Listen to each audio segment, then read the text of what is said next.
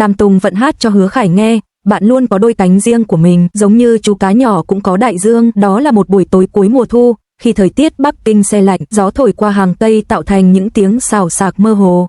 Đoàn phim vừa kết thúc một ngày quay dài, ai nấy đều mệt mỏi, nhưng không khí lại dịu xuống theo kiểu chỉ có trong những ngày đã làm việc hết công suất. Đàm Tùng Vận và Hứa Khải vừa hoàn thành cảnh cuối một cảnh cảm xúc, kéo dài đến hơn 2 giờ.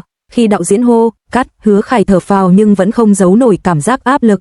Anh nói nhỏ, thật sự hôm nay hơi đuối, cảnh này khó hơn em tưởng. Đàm Tùng Vận quay lại nhìn anh, đôi mắt long lanh nhẹ nhàng, làm tốt mà, Khải, ai cũng thấy hết. Nhưng cô biết, Hứa Khải đang căng thẳng hơn mọi người nghĩ. Mấy ngày nay mạng xã hội liên tục bàn tán về kỹ năng diễn xuất của anh, nhiều bình luận ác ý khiến anh không tránh khỏi áp lực. Cô hiểu cảm giác ấy, vì bản thân cô cũng từng trải qua. Đó là lý do khoảnh khắc đặc biệt sau đó xảy ra. Một khoảnh khắc khiến cả ekip bất ngờ, khiến fan couple bùng nổ và khiến Hứa Khải khắc ghi trong lòng. Khi mọi người đã tu dọn gần xong, một nhân viên kỹ thuật bỗng khều vai Đàm Tùng Vận. Chị Vận ơi, phòng nhạc phía sau chưa tắt đèn, chị có muốn vào thử không? Hôm nay có máy đàn piano mới đấy. Cô bật cười, studio ở phim trường mà có piano luôn hả? Dạ, đạo diễn đặt để quay cảnh sau này. Trong lúc mọi người đang chuẩn bị rời đi, Hứa Khải nhìn vào trong và nói, hay để em xem thử. Đàm Tùng Vận nghiêng đầu, cười dịu dàng, đi thử cũng được, biết đâu tìm được chút niềm vui sau ngày dài. Thế là hai người cùng nhau bước vào căn phòng cách âm nhỏ phía sau trường quay. Trong căn phòng, chiếc piano màu đen vẫn còn sáng màn hình LED, không gian tĩnh lặng và ấm áp. Hứa Khải ngồi xuống ghế đàn, gõ thử vài nốt, anh cười gượng, em không biết chơi đâu, chỉ gõ linh tinh thôi. Đàm Tùng Vận đứng phía sau, khoanh tay, nhìn anh bằng ánh mắt dịu dàng, không cần biết chơi, chỉ cần thích là được. Câu nói tưởng chừng vô nghĩa ấy lại khiến Hứa Khải hơi khựng lại.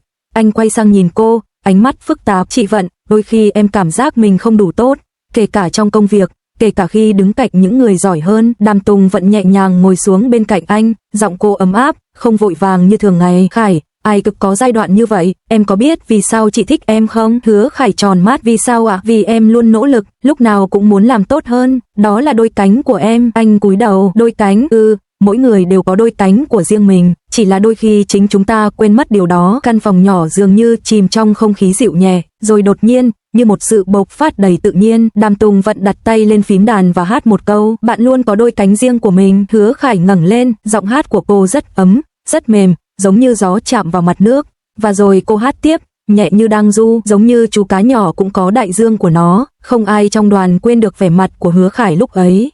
Ánh mắt anh như bị hút vào giọng hát của cô, có điều gì đó như vừa được gỡ bỏ khỏi vai anh. Mệt mỏi tan bớt, áp lực tan bớt, nỗi nghi ngờ bản thân lặng dần, chỉ còn lại một điều duy nhất. Đàm Tùng Vận người đang hát cho anh nghe. Cô hát không lớn, không nắn nót, không cố gắng phô diễn kỹ thuật, nhưng chính sự chân thành, hơi run nhẹ nơi câu hát khiến trái tim của anh rung lên. Anh nói rất nhỏ, chị, hát cho em nghe thật sao? Cô gật đầu, vì em cần nghe nó. Đàm Tùng Vận không dừng lại, cô hát hết đoạn ngắn mà cô từng nghe trong một bài hát indie, nhưng tự biến đổi giai điệu theo kiểu rất Tùng Vận. Chẳng ai sinh ra là hoàn hảo, nhưng ai cũng có thế giới của riêng mình. Bạn có đôi cánh để bay như chú cá nhỏ tìm đường về biển lớn. Giọng cô vang lên trong căn phòng nhỏ, chạm đến nơi sâu nhất trong cảm xúc của Hứa Khải. Cuối cùng, anh hít một hơi thật sâu, ánh mắt anh dần sáng lên ánh sáng của sự tự tin trở lại. Chị Vận, cảm ơn chị. Cô cười, cảm ơn gì, chúng ta là bạn diễn mà. Hứa Khải lắc đầu, không phải, là cảm ơn vì chị nhìn thấy điều em chưa nhìn thấy. Điều hài hước là, trong lúc hai người đang chìm trong khoảnh khắc cảm xúc, vài thành viên đoàn phim đứng ngoài nhìn qua cửa kính. Một người nói, trời ơi, hai người này, họ tưởng chúng ta không thấy hả? Một người khác ôm ngược tôi mà là Hứa Khải, tôi cũng cảm động chảy nước mắt luôn.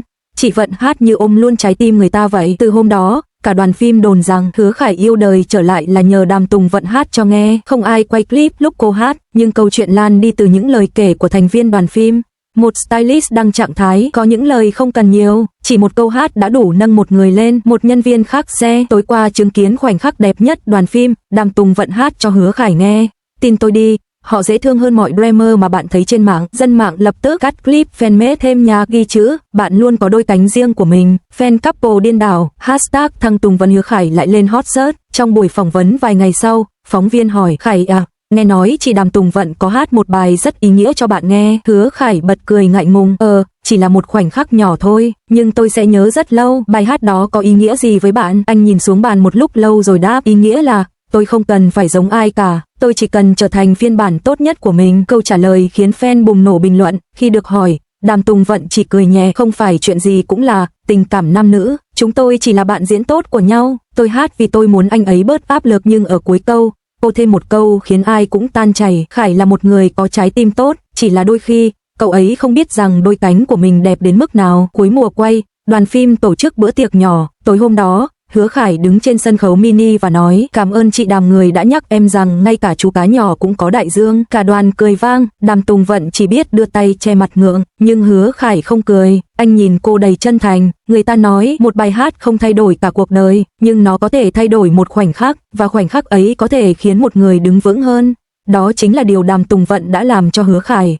Và vì vậy, bài hát ấy, Bạn Luôn Có Đôi Cánh Riêng Của Mình, trở thành câu chuyện được nhắc lại mãi trong lòng người hâm mộ. Khi cô hát, tôi nhìn thấy cả bầu trời trong mắt mình. Từ giây phút Đàm Tùng Vận cất giọng hát câu đầu tiên, Bạn Luôn Có Đôi Cánh Riêng Của Mình, Hứa Khải cảm giác như thời gian chậm lại. Âm thanh ấy không phải tiếng hát chuyên nghiệp của ca sĩ, nó mềm, ấm và có chút run nhẹ, cái run khiến trái tim người nghe muốn ôm lấy. Ở một khoảnh khắc nhỏ, anh tự hỏi tại sao cô ấy lại hát bài này cho mình, và tại sao giọng hát đó lại khiến tôi không dám thở. Người xung quanh nói cười, nhân viên đoàn phim di chuyển, ánh đèn máy quay chớp nháy, nhưng với Hứa Khải, thế giới trở nên mờ đi, chỉ còn lại cô gái nhỏ đang mỉm cười hát thật dịu dàng. Khi câu hát thứ hai vang lên, giống như chú cá nhỏ cũng có đại dương của riêng nó, lòng Hứa Khải khẽ nhói. Có lẽ không ai biết, anh từng trải qua một thời gian dài cảm thấy mình giống một chú cá bơi trong chiếc bể kính nhỏ, chỉ biết làm việc, diễn, rồi lại làm việc. Không ai hỏi anh có mệt không, không ai để ý anh có cô đơn không, không ai thật sự chạm vào phần mềm yếu trong trái tim anh. Nhưng lúc này, khi nghe Tùng Vận hát, anh lại có cảm giác kỳ lạ, như có người hiểu anh, thấy được những điều anh không bao giờ nói ra. Trong khoảnh khắc ấy, ký ức của anh ùa về, những đêm quay đến 4 giờ sáng, những scandal vô cớ bị dính vào, những bình luận ác ý khiến anh muốn gục ngã. Có một lần, anh từng nói với quản lý, em cảm thấy mình chẳng có gì cả, không có tự do, không có giấc ngủ, không có ai để dựa vào. Quản lý chỉ vỗ vai bảo anh cố lên, nhưng hôm nay, chỉ với một câu hát của cô, Bạn Luôn Có Đôi Cánh Riêng Của Mình, anh lại lần đầu tiên tin rằng mình đúng là đang mang đôi cánh ấy, rằng mình không đơn độc như đã tưởng. Khi Đàm Tùng Vận hát đến đoạn cao nhất, cô ngước lên nhìn anh, đôi mắt cong cong như trăng non. Ánh mắt ấy không dạy đời, không thương hại, không làm anh cảm thấy nhỏ bé. Nó chỉ đơn giản, dịu dàng đến mức khiến anh muốn ngoảnh đi để che giấu xúc động. Nhưng anh không thể, anh bị cuốn vào đôi mắt ấy, nơi chứa cả một bầu trời mà anh chưa từng thấy trong cuộc đời đầy áp lực này. Tại sao cô ấy lại hiểu mình đến vậy? Tại sao chỉ cần một bài hát của cô cũng đủ làm anh thấy bình yên? Anh từng diễn rất nhiều phân cảnh yêu đương, đã từng nhìn vào mắt nhiều đồng nghiệp nữ, nhưng chưa một ai khiến anh thấy trái tim mình muốn mở ra như lúc này. Và rồi anh tự nhận ra, từ sau bộ phim họ đóng chung, dù không nói ra, anh luôn để ý đến cô nhiều hơn mức bình thường. Không biết từ bao giờ, nhưng có lẽ anh đã quen với sự xuất hiện của cô trong cuộc sống mình. Khi bài hát kết thúc, tất cả mọi người vỗ tay, trêu đùa, khen ngợi. Còn Hứa Khải chỉ im lặng nhìn cô cười, đôi má lúm đồng tiền nhẹ nhàng xuất hiện, ánh mắt lấp lánh tự nhiên như nắng sớm. Trong đầu anh đột nhiên bật lên một ý nghĩ khiến anh giật mình. Nếu như có một ngày cô ấy gặp khó khăn, mình có thể đứng phía trước bảo vệ cô ấy không? Câu hỏi ấy đến quá nhanh, quá mạnh khiến anh hơi choáng váng. Anh chưa bao giờ nghĩ về ai như vậy, chưa bao giờ có cảm giác muốn trở thành bức tường che gió che mưa cho bất kỳ ai.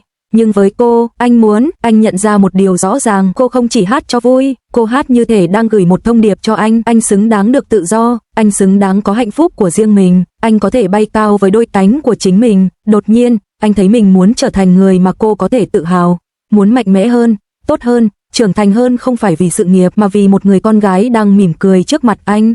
Khi buổi quay kết thúc, cô tiến đến hỏi, Khải, bài hát đó, anh có thích không? Anh định trả lời nhẹ nhàng, nhưng cuối cùng, anh lại nói thật một cách bản năng, ai hát cũng được, nhưng chỉ có giọng em, khiến anh muốn nghe thêm lần nữa. Đàm Tùng Vận đứng hình vài giây, hai má cô đỏ lên, cô quay đi, né ánh mắt anh. Hứa Khải nhìn hình ảnh ấy, cảm giác như vừa buột miệng nói điều gì quá thật lòng, điều mà bình thường anh sẽ không dám nói. Nhưng lạ thay, anh không hối hận. Anh nằm trên giường khách sạn, bật lại đoạn video nhân viên quay khi cô hát, nghe đi nghe lại khoảng 10 mấy lần. Mỗi lần nghe, anh lại thấy tim mình ấm lên. Anh để điện thoại lên ngực, ngước nhìn trần nhà, rồi anh thầm nghĩ, nếu có một ai đó khiến mình cảm thấy bình yên như thế này, thì có lẽ đây chính là điều mà người ta gọi là thích một người. Sáng hôm sau, trên đường đến phim trường, Hứa Khải nhìn bầu trời và mỉm cười rất khẽ. Anh đã quyết định từ hôm nay, anh sẽ âm thầm bảo vệ cô bằng mọi cách mà anh có thể. Không phô trương, không khoa trương, chỉ đơn giản là đứng bên cạnh cô, khi cô vui, khi cô mệt, khi cô hát, khi cô im lặng. Vì với anh, Đàm Tùng Vận không chỉ là bạn diễn hay đồng nghiệp, cô là người khiến anh nhìn thấy đại dương của chính mình. là người nhắc anh nhớ rằng anh cũng có đôi cánh, là người khiến anh muốn trở thành phiên bản tốt nhất của bản thân.